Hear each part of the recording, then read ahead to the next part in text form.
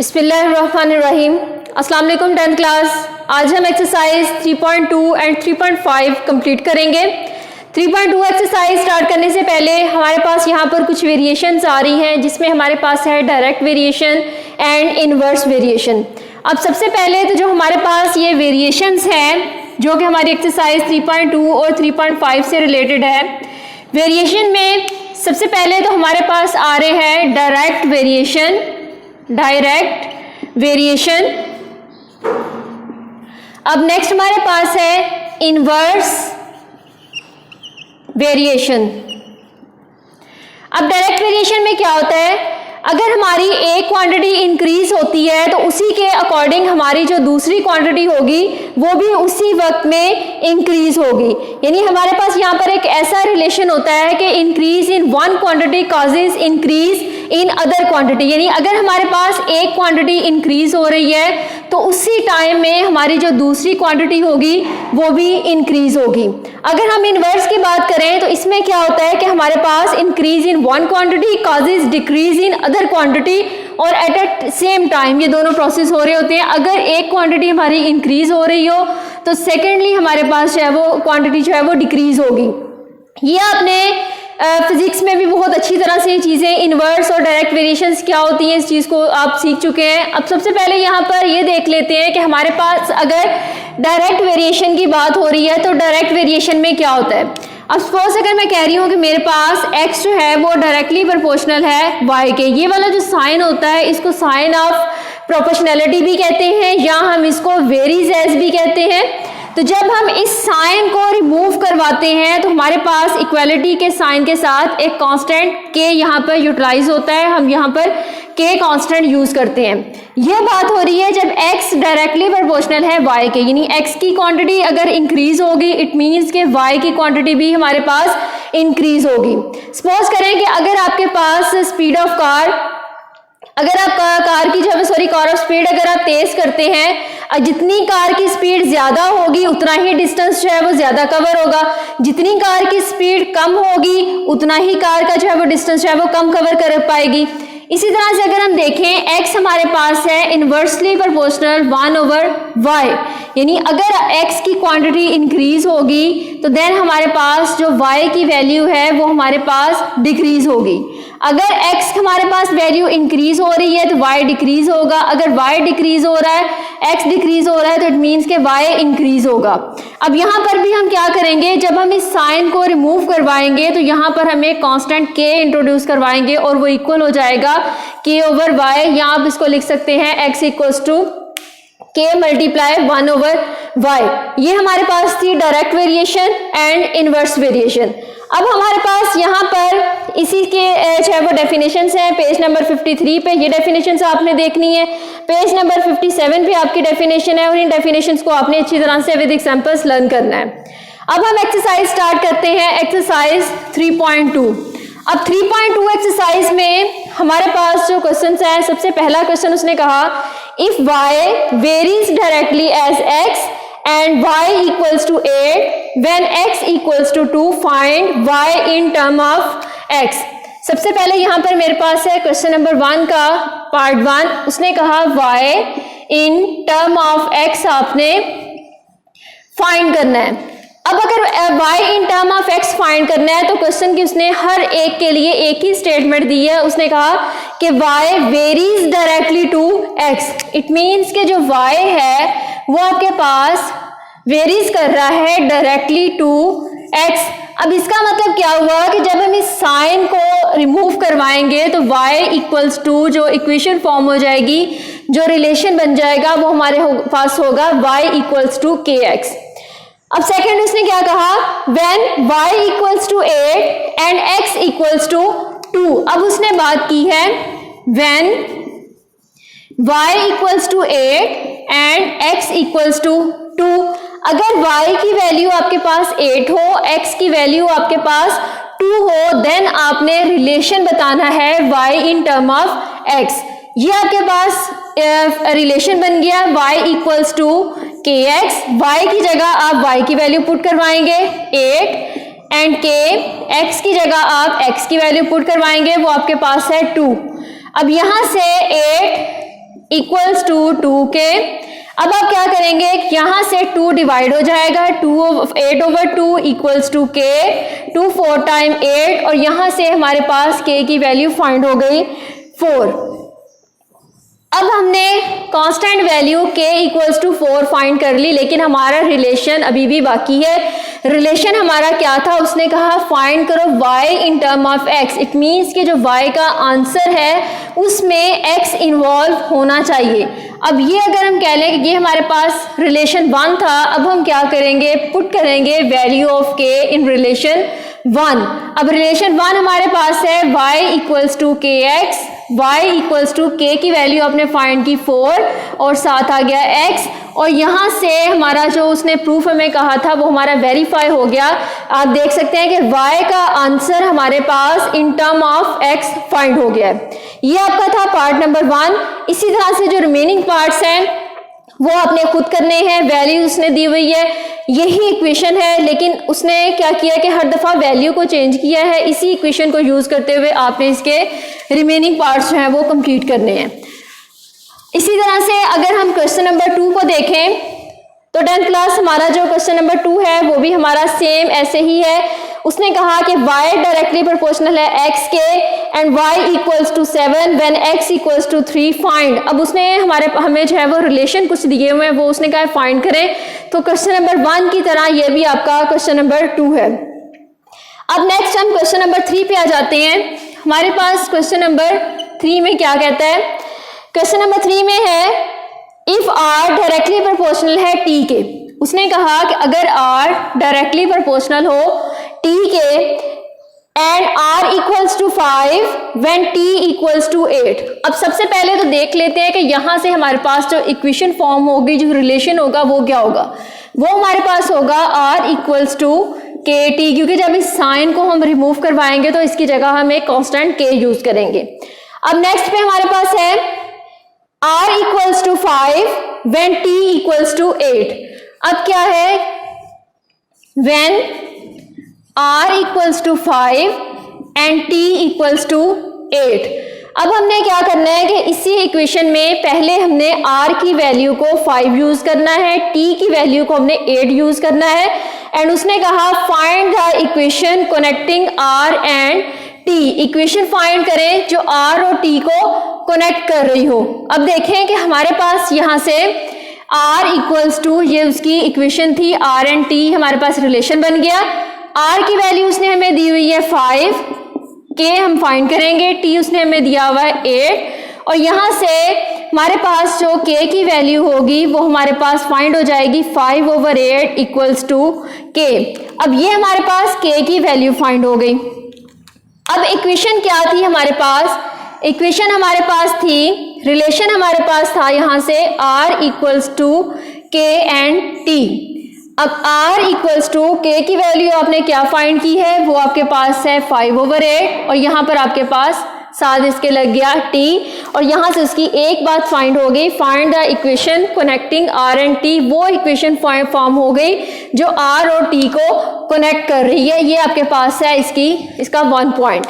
अब सेकेंडली वो क्या कह रहा है, also find r when t equals to 64।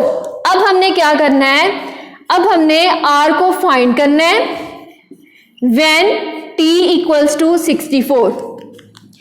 Equation हमारे पास यही रहनी है। उसने कहा r को फाइंड करो, t आपके पास 64 है। इक्वेशन आपने क्या यूज की थी, r equals to k and t।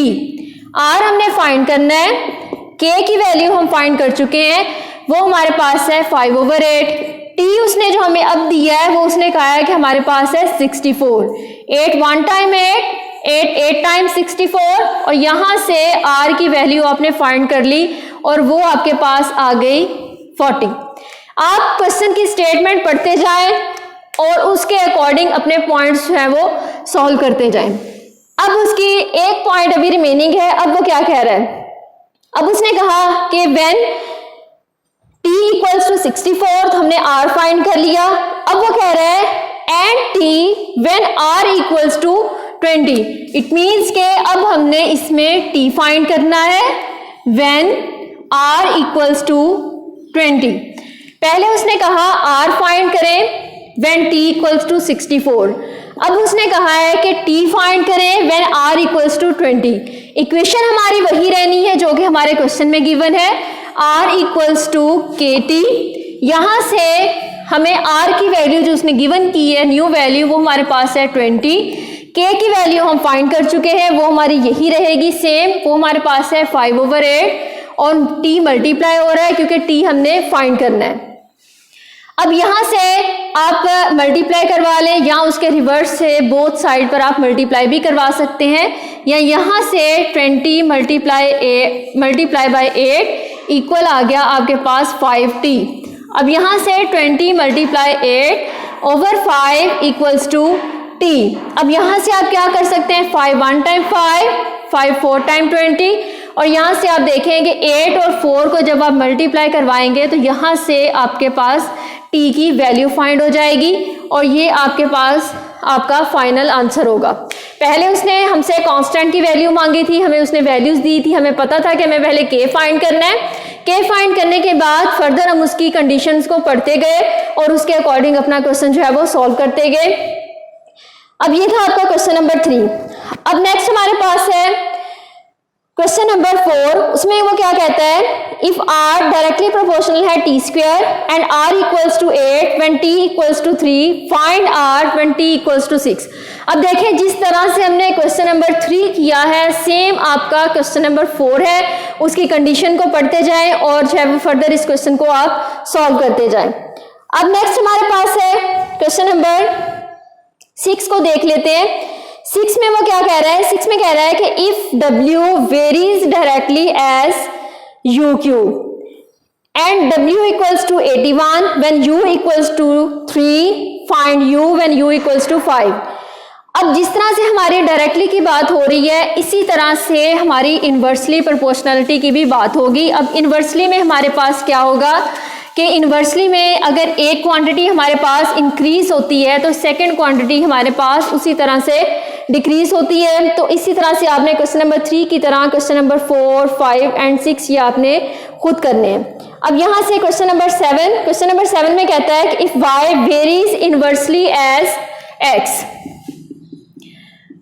अब यहाँ से कहता है कि y वेरीज इनवर्सली की उसने बात की है, इनवर्सली एज x। अब नेक्स्ट हमारे पास है and y equals to 7 when x equals to 2। सबसे पहले तो हम अपनी इस इक्वेशन को देख लेते हैं कि उसने कहा कि y varies inversely as x, तो हमारी जो इक्वेशन फॉर्म होगी यहाँ से y equals to k over x, ये हमारे पास इसका रिलेशन फॉर्म हो जाएगा, यहाँ इक्वेशन फॉर्म हो जाएगी। अब नेक्स्ट में हमारे पास क्या है, when y equals to, y की वैल्यू उसने हमें दी हुई है 7, y equals to 7 and x equals to 2। अब यहाँ से y की वैल्यू 7 है, x की वैल्यू 2 है, तो यहाँ पर हम वैल्यू पुट करवाएंगे। 7 equals to k over 2, it means 2 7 से मल्टीप्लाई होगा, 7 multiply 2 equals to k and k की वैल्यू आपके पास फाइंड होगी और वो आपके पास आ गई यहाँ से 14। अब नेक्स्ट उसकी कंडीशन पढ़ते हैं, क्वेश्चन में वो क्या कह रहा है, and y equals to 7 and x equals to 2, यहां तक हमने फाइंड कर लिया। अब वो क्या कह रहा है कि find y when x equals to 126।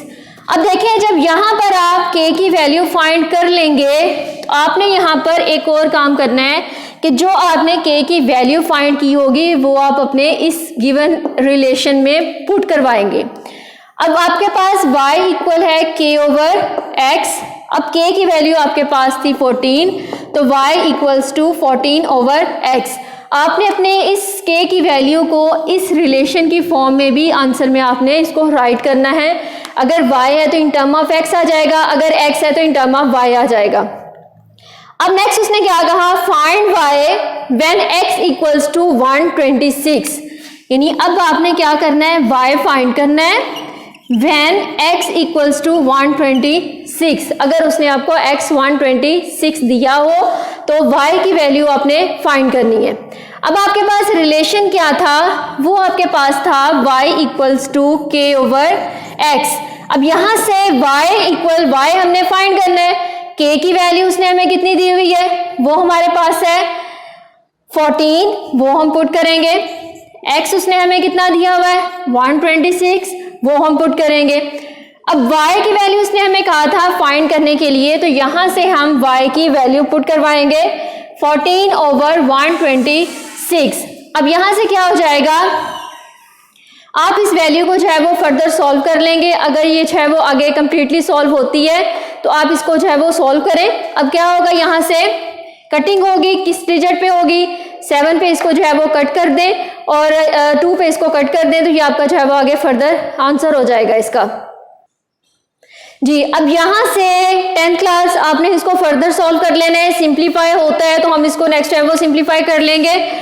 अब यहाँ से हम इसे सिंप्लीफाई कर लेते हैं। 2 7 टाइम 14, 2 6 टाइम 12, 2 3 टाइम 6। अब नेक्स्ट क्या होगा, 7 1 टाइम 7, 7 9 टाइम 63। तो यहाँ से y की वैल्यू आपके पास फाइंड होगी 1/9। ये थी आपके पास फाइनल आंसर। तो स्टूडेंट्स 10th क्लास आप अगर इसी तरह से अपनी क्वेश्चंस की स्टेटमेंट्स को पढ़ते जाएं, एक एक पार्ट को सॉल्व करते जाएं, तो ये आपके लिए एक्सरसाइज बहुत ही इजी है। अब नेक्स्ट हम इसके नेक्स्ट क्वेश्चन की तरफ चलते हैं। आपके सारे पार्ट्स, सारे क्वेश्चंस इसी तरह से है। अब नेक्स्ट आपके पास है क्वेश्चन नंबर 8 और 9, वो आपने खुद करना है। इनवर्स रिलेशन मैंने आपको एक बता दिया है। अब नेक्स्ट मैं यहाँ पर आपको क्वेश्चन नंबर 10 करवाने लगी हूँ। क्वेश्चन नंबर 10 में वो क्या कहता है, इसमें हमारे पास है a इनवर्सली प्रोपोर्शनल है 1/r²। उसने कहा a इनवर्सली प्रोपोर्शनल 1/r²। तो यहाँ से सबसे पहले हम इस कंप्लीट रिलेशन को फॉर्म कर लेते हैं। a = k/r²। ये हमारे पास यहाँ से एक रिलेशन फॉर्म हो जाएगा। अब उसकी नेक्स्ट स्टेटमेंट पे आते हैं। And a = 2 when r = 3। अब उसने क्या कहा, when a = 2 and r = 3। a उसने दे दिया, r उसने दे दिया, इट मीन्स के हमें यहां से k फाइंड करना होगा।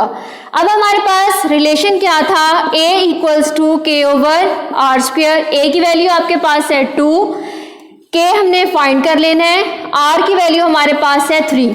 अब देखिए यहां से एक पॉइंट और है, r² आ रहा है, इसलिए यहां से 3 का स्क्वायर हो जाएगा। 2 = k/9 मल्टीप्लाई करवाया 9 2 टाइम 18 और यहां से k की वैल्यू हमारे पास फाइंड होगी, k = 18। अब उसके नेक्स्ट पॉइंट की तरफ आते हैं। नेक्स्ट वो क्या कहता है, फाइंड r व्हेन a = 72। अब हमने क्या करना है, r फाइंड करना है। a हमारे पास है 72। अब आप लिख सकते हैं व्हेन a = 72 फाइंड r। अब आपके पास जो रिलेशन था वो आपके पास था a = k/r²। अब यहां से आप एक और काम करेंगे कि आपके पास जो रिलेशन फाइंड हुआ था वो आपके पास क्या था, वो आपके पास था a = k/r²। a = k की वैल्यू आपने कितनी फाइंड की, वो आपके पास थी 18/r²। इस रिलेशन में भी आपने अपना आंसर जो है वो राइट करना है। अब नेक्स्ट हमारे पास था फाइंड r व्हेन। अब यहां से फाइंड r व्हेन a = 72। अब आपने r को फाइंड करना है। a उसने आपको दिया हुआ है 72। रिलेशन हमारे पास था a = k/r²। a की वैल्यू आपके पास क्या है, a की वैल्यू आपके पास है 72। k की वैल्यू आप फाइंड कर चुके हैं, वो आपके पास है 18/r²। अब यहां से हमारे पास क्या होगा कि k की वैल्यू तो हमारे पास ये आ गई। अब हमने फाइंड करना है r²। तो r² फाइंड करने के लिए हम इस वैल्यू को रिप्लेस करवा लेते हैं। r² को हमने इधर मूव करवा लिया, 18/72 को इधर मूव करवा लिया। अब यहां से 18/72। अब नेक्स्ट क्या होगा हमारे पास, r² = 18/72। अब यहां से अगर कैंसलेशन होती है तो हम कैंसलेशन करेंगे। 18 1 टाइम 18, 18 4 टाइम 72। अब यहां से हमारे पास r² फाइंड हो गया 1/4। अब देखिए क्वेश्चन में कहीं भी उसने हमसे ये नहीं कहा आर स्क्वायर की वैल्यू फाइंड करो, उसने कहा कि आर फाइंड करो। तो जब भी हमारे पास स्क्वायर आता है तो उसको रिमूव करवाने के लिए हमें स्क्वायर रूट लेना पड़ता है। R square equals to 1/4। फिर अब यहाँ पर लिखेंगे taking under root on both side we get, हमारे पास था r square equals to 1/4, square root हमने लिया, स्क्वायर से ख़त्म हो गया। आर इक्वल्स टू, जब भी स्क्वायर रूट की बात आती है तो हमारी वैल्यूज़ हमेशा प्लस माइनस में आएंगी। जब क्यूब रूट की बात होगी देन प्लस माइनस नहीं लगता, अगर स्क्वायर रूट की बात होती है तो हमेशा उसके साथ प्लस माइनस लग जाता है। अब ये था आपका क्वेश्चन नंबर 10। अब क्वेश्चन नंबर 10 और 11 ये इससे related same as it is ये आपने खुद करना है और इंशाल्लाह जो है वो आपसे हो जाएगा। अब नेक्स्ट बात कर लेते हैं हमारा क्वेश्चन नंबर 12। अब क्वेश्चन नंबर 12 में क्या कहता है, क्वेश्चन नंबर 12 है तो वो भी सेम ऐसे ही, लेकिन अगर क्यूब रूट की बात हो रही होगी तो इसीलिए हम इसको जो है वो इस तरह से देख लेते हैं। v इनवर्सली प्रोपोर्शनल है 1/r³। अब हम इस रिलेशन को सिंप्लीफाई करेंगे। पहले v इक्वल्स टू k/r³, ये हमारे पास रिलेशन बन जाएगा। अब नेक्स्ट पर क्या कहता है, and v equals to 5 when r equals to 3। अब आप करेंगे when v equals to, v की वैल्यू उसने आपको दी हुई है 5 और उसने कहा r इक्वल्स टू 3। अब आपके पास v है, यहाँ पर आप पुट करवाएंगे ये वैल्यू इस रिलेशन में। रिलेशन आपके पास क्या था, v equals to k/r³। v आपके पास है 5, k/r³ आपके पास है 3 और यहाँ पर क्यूब आ जाएगा। अब यहाँ से 5 इक्वल्स टू k/3 के क्यूब मीन 3 3 टाइम 9, 9 3 टाइम 27 और यहाँ से आ जाएगा आपके पास 27। अब यहाँ से 5 मल्टीप्लाई 27 इक्वल्स टू k। अब यहाँ से आपके पास जब ये वाली वैल्यू फाइंड होगी तो आप 27 को यहाँ से 5 से मल्टीप्लाई करवा लें। यहाँ से आपके पास k की वैल्यू फाइंड हो जाएगी 135। ये आपके पास k की वैल्यू फाइंड हो गई। अब हम क्या करेंगे, जिस तरह से हम पहले करते रहे हैं कि हमारे पास रिलेशन था v इक्वल्स टू k/r³। अब हम k की वैल्यू हम फाइंड कर चुके हैं, v इक्वल्स टू 135/r³। ये हमारे पास उस रिलेशन के अकॉर्डिंग हमारी वैल्यू आ गई। अब नेक्स्ट पे वो क्या कह रहा है हमें, उसने कहा अब आपने क्या फाइंड करना है, find v when r equals to 6। अब उसने कहा find v when r equals to, r की वैल्यू उसने दी हुई है 6। रिलेशन आपके पास यही रहेगा v equals to k/r³। v आपने फाइंड करना है, k की वैल्यू आपके पास क्या थी 135 और r क्यूब है तो r की वैल्यू आपके पास है 6 और यहाँ से इसका क्यूब आ जाएगा। अब आपके पास v equals to 135/6 multiply 6 multiply 6। अब यहाँ से आप जो है वो इस वैल्यू का क्यूब लेंगे, कटिंग होती है तो आप यहाँ से जो है वो कैंसिलेशन कर देंगे। जी डन क्लास। अब आप नेक्स्ट क्या करेंगे कि यहाँ से आप क्यूब है तो इसको आप इस फॉर्म में राइट कर लें या आप इसको मल्टीप्लाई करवा के जो है वो डायरेक्टली इसकी वैल्यू आप यहाँ पर राइट कर लें। अब आपके पास यहाँ पर है 135, v इक्वल्स टू 135। अब 6 को जब हम 3 टाइम मल्टीप्लाई करवाएंगे तो हमारे पास जो वैल्यू आएगी वो हमारे पास होगा 216।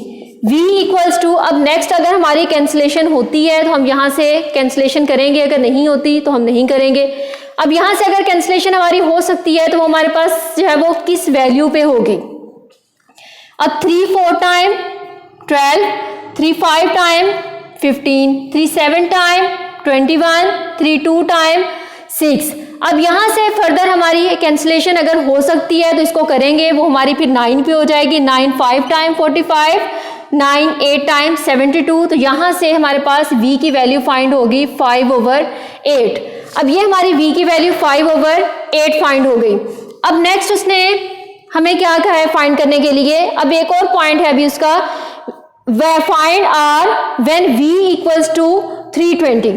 अब उसने हमसे कहा आर फाइंड करें, उसने अब कहा है कि आपने आर फाइंड करना है व्हेन v इक्वल्स टू 320। अगर v आपके पास 320 गिवन हो देन आपने r फाइंड करना है। रिलेशन आपके पास है v equals to k over R cube. v की वैल्यू उसने आपको गिवन है, वो आपके पास है 320, k आप फाइंड कर चुके हैं, वो आपके पास है 135 एंड r क्यूब है आपके पास, आपने फाइंड करना है, वैल्यू रिप्लेस करवा लें, r cube equals to 135 over 320। अब आप फर्दर इस क्वेश्चन को नेक्स्ट यहाँ से सॉल्व करेंगे। अगर जितना ये सिंपलेस्ट फॉर्म में कन्वर्ट हो सकता है आप इसको सिंप्लीफाई करवाएंगे। अब यहाँ से हमारे पास r cube equals to 135 over 320। अब अगर तो हमारी कैंसिलेशन हो सकती है तो हम यहाँ से कैंसिलेशन करेंगे। अब कैंसिलेशन इसकी किस पे होगी, 5 पे ही होगी। 5 2 टाइम 10, 5 7 टाइम 35। अब यहाँ से आपके पास क्या होगा कि 320 को अगर हम करवाएंगे तो हमारे पास 5 6 टाइम 30, 2 कैरी हो गया, और इसी तरह से 5 4 टाइम 20। अब यहाँ से r क्यूब इक्वल है 27 ओवर 64। अब देखें उसने हमें क्वेश्चन में जस्ट यही कहा है कि r फाइंड करें, उसने हमसे ये नहीं कहा कि r क्यूब फाइंड करें। इसको करने के लिए हम क्या करेंगे, r क्यूब इक्वल्स टू 27 को हम राइट कर सकते हैं 3 क्यूब एंड 64 को हम राइट कर सकते हैं 4 क्यूब। अब आप क्या करेंगे, यहाँ से taking cube root on both side then we get, हमारे पास है r cube equal 3 cube and 4 cube. Taking cube root on both side, जब हमने बोथ साइड क्यूब रूट ली तो ये आपके पास यहाँ से कैंसिल आउट होगी, तो रिमेनिंग आपके पास r की वैल्यू है वो आपके पास है 3 ओवर 4। और ये उसने कहा था आपसे फाइंड करने के लिए, क्योंकि जब भी हमारे पास देखें क्यूब रूट होता है तो वो इक्वल होगा 1 ओवर 3 के, तो यहाँ से इनकी वैल्यू की जो है वो कैंसिलेशन हो जाएगी। यहाँ तक हमारी एक्सरसाइज 3.2 कंप्लीट हुई है।